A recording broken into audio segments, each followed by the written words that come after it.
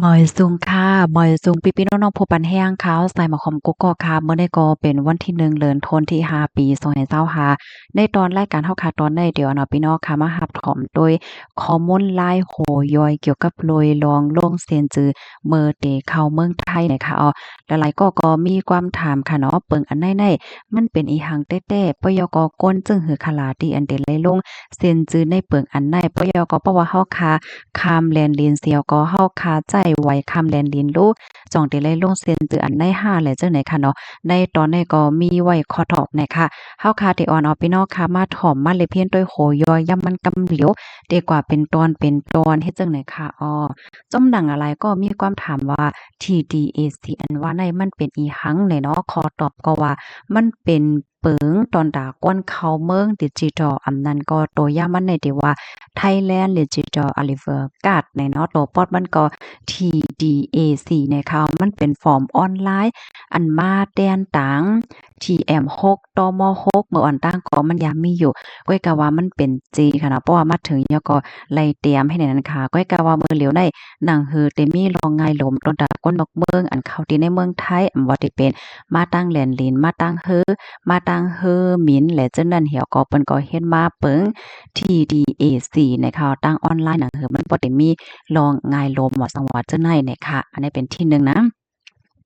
กำไรมากข้อที่2ค่ะพลายละลายค่าอันที่ได้แลลงลายจือเปิง TDAC ในเฮ็ดไหนเนาะข้อตอบก็ก้นดอกเมืองกูก็อันเย็บไว้ปรับค่าเมืองพาสปอร์ตเหี่ยวก็ลูกต่างตีต่างต่างวันต่างเมืองเหี่ยวก็เข้ามาตีในเมืองไทยนั่นได้เลยลงเซ็นจือ TDAC ก่อนที่จะเข้าเมืองไทยในนั้นค่ะ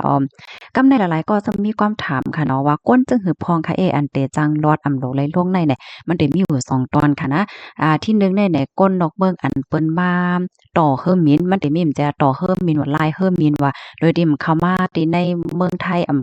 ผ่านตมนั่นขนาดเนาะมาลายเฮิมมินที่เมืองไทยเนี่ยนั้นแต่ก็โหลดไล่โลกเนี่ยค่ะปยกที่2เนี่ยก็ก้นนกเมืองอันใจไหวคามแหลนลิ้นความไทยฮ้องว่าบาดผ่านแดนเนี่ยนั้นแต่ก็โหลดไล่ลงในตอนไหนเนี่ยค่ะว่านะในค่ะพี่น้องค่ะข้อที่2เนี่ยค่ะนะ ก็เปิ้นนั่นแหละมันป้องว่าก็ตอนตาก้อนที่อันคำแล่นลีนแหวก็มีไว้คำแล่นลีนอยู่ยาวนั้นแต่ก็โ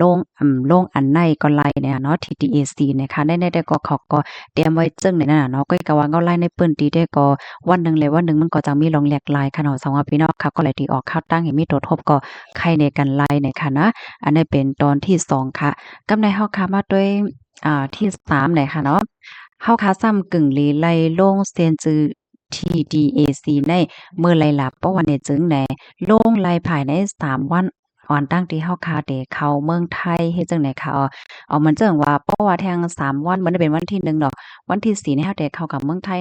ในวันที่1ที่2ที่3ในเฮาตั้นวันไหลเนี่ยก็เฮาก็ลงไหลนั่นน่ะเนาะเว็บไซต์มันก็ได้เป็นอันแนวค่ะ tdacimmigration.go.th ให้แหน่ค่ะกำในที่4ค่ะเพราะว่าเฮาค่ะลงเซียนจือดี TDAC แล้วต้องมันทำได้มีการใช้จ่ายหลายๆก็มีความถามค่ะนะขอตอบก็มีค่ะเนาะมันมีการใช้จ่ายมันไหลเสียเงินเสียต้องหังแหละค่ะอันนี้แค่พี่น้องค่ะแชร์ก่อนนำๆนะก็ไม่ใจตอนตาพี่น้องค่ะมันก็เนาะกำบ่ดอโหลเลยปันเงินก็นั่นก็ได้เนี่ยสั่งถูกก็ได้เสียเงินเที่ยงไหนค่ะเนาะเปิงอันนั้นมีการใช้จ่ายสั่งไหนค่ะกำในข้อที่5สอนเจ้าหนังว่าเฮาค่ะออกข้าวตั้งฮอตมาถึงตีกะตาเฮิมมีเนี่ยเนาะก้อยกะว่าโอ้บัดนี้ลงเซ็นชื่อลงได้ลืมกว่าแปดแต่เลยหึงนายเนี่ยเนาะมันเป็นหังเลยค่ะเพราะว่ามาถึงที่สนามบินที่ตาเฮิมมินเหย้าเนี่ยก็เพราะว่า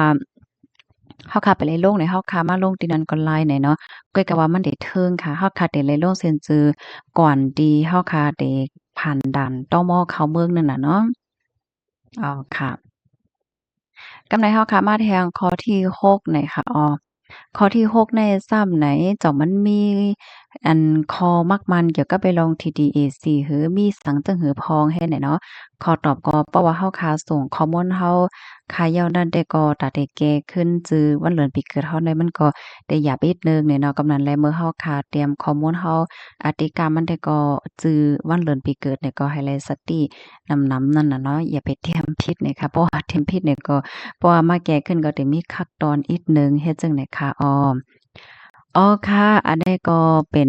ลายโหย่อยยับมันค่ะเนาะยุ่มยำว่าเดแตกแรงกว่าค่ะนะในตอนไหนในกำในเฮาค่ะซ้ำมาโดยแทงค่ะล็อกลายมันได้ทำตั้งเสียงตั้งหมดได้มันได้มีอยู่8คักตอนในค่ะพี่น้องค่ะตอนตาพี่น้องค่ะเดเข้าเมืองไทยค่ะเนาะคักตอนที่1ในพี่น้องค่ะก็ที่เว็บไซต์ tdac.immigration.go.th ค่ะคักตอนที่2พี่น้องค่ะเตรียมลายโหย่อยย่ำเหมือนหนังจื้อวันเดือนปีเกิดในปรับค่าเมืองพาสปอร์ตพี่น้องค่ะนั่นโดยในปรับค่าเมืองให้เตรียมในเขาที่3เนี่ยก็เตรียมข้อมูลเกี่ยวกับเลยลองเฮาคาแต่ก่อนที่เมืองไทยเฮาคาแต่ก่อนที่ไหลแต่ก่อนลือที่ไหลไหลวานไหลเว้งไหลจังได๋เนาะที่4ค่ะเฮาคาโหลไหลเตรียมฟอร์มเกี่ยวกับเลยลองป้าอยู่หลีหรือจังได๋ป้าค่ะเนาะเขาได้ถามว่าเกี่ยวเลยลองป้าอยู่หลีเฮานั่นน่ะเนาะ เฮาเป็นสองสิ่งจึงพ้องให้ในกำในข้อที่หาค่ะกดทัดด้วยข้อมูลเฮาหลีๆก่อนที่เฮาค่ะได้ส่งค่ะนะจื้อเฮาถูกยาว5วันเดือนปีเกิดแม่นยาว5หมายพาสปอร์ตเฮาแม่นยาว5เนี่ยให้ทัดด้วยหลีๆนะคะเนาะข้อที่6ค่ะเพราะว่าเฮาค่ะทัดยาวให้เฮามั่นใจว่ามันผิดยาวเนี่ยก็ส่งข้อมูลกว่าเนาะเพราะว่าส่งกว่ายาวเนี่ยมันสิเปิ้นสิขึ้นส่งฟอร์มมาค่ะนะยาวเฮาก็ขึ้นดาวน์โหลดอันเฮาก็ขึ้นดาวน์โหลดอันไว้ที่เขาส่งมาขึ้นนั่นไว้ค่ะเนาะแล้วก็เฮาค่ะเอาไว้ที่ในโฟนเฮาค่ะอันนั้นก็เฮาพิมพ์ออกมาก่อนไลเมื่อเฮาค่ะเข้าฮอดถึงที่ในเมืองไทยแล้วเนี่ยเฮาก็เอาในเจ้าหน้าที่เขาในเขาข้อมูลในก็ค่ะเลยเพิ่งอิงเอามาที่เพจอันนี้ค่ะเนาะ on road trip เนี่ยค่ะเนาะไลเตรียมต่างไว้เนี่ยค่ะค่ะยุ่มยำว่าเดมีพรหลีตอนตาพี่ๆน้องๆเฮาค่ะอำนำก็เออยู่เนี่ยค่ะเนาะนั่นคือพี่น้องเฮาค่ะป้อได้ไลรับถ่อมและไลรับรู้นั่นก็จอยกันสเปิ้นแพร่แชร์กว่าเสกำเนี่ยค่ะเนาะได้ก็ได้เลยว่าเป็นข้อมูลที่ลองใหญ่ค่ะนะตอนตาพี่น้องค่ะที่ข้ามแล่นลิ้นตั้งป้อตอนโหที่มีไหวข้ามเมืองไว้อยู่ยาวแต่ก็เตเมาใจอีกหนึ่งเนี่ยค่ะเนาะเพราะว่าเฮาข้ามมาด้วยในตอนใดๆก็ก้อยกะว่าจังหือก็หลีค่ะเนาะเฮาค่ะก็โหลเล็บโหลไปด้วยบ้างเนาะลายเด็กๆมันสิเป็นหือเนาะวันหนึ่งเลยวันหนึ่งมันก็จังมีรองแหลกหลายจังหนังว่านั้นยาวค่ะยินจมเมียนำถึงพี่น้องค่ะกกอกค่ะย้อนให้อยู่หลีกินหวานและหลอดเพกันกกอกกูก้นเนี่ยค่ะเนาะค่ะ